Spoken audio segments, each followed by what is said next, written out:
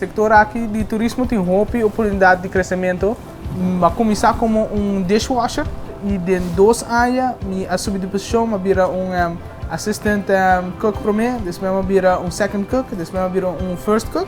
E aqui está private chef, riba Monforte, sector que definitivamente tem oportunidade para crescer. É uma indústria mais grande de Aruba, sempre é onde minha top choice para trabalhar. E sempre tenho paixão por cozinhamento, de muito chiquito, me tinha tanto na coque na hotel, que sempre tenho interesse em gelo para por ver. Logo, me gusta mais de meu trabalho aqui na Pelican Adventures, definitivamente trabalhar riba lama, trabalhar bandi lama, riba boto, sempre tenho uma paixão de mim.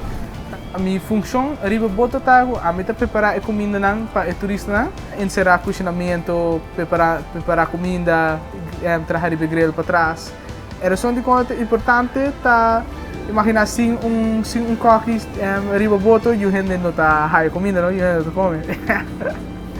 A indústria de turismo tem oportunidade, lugar para crescer. Eu digo, diz que é de um bom mês, você tem confiança de um bom mês, go for it, vai pela.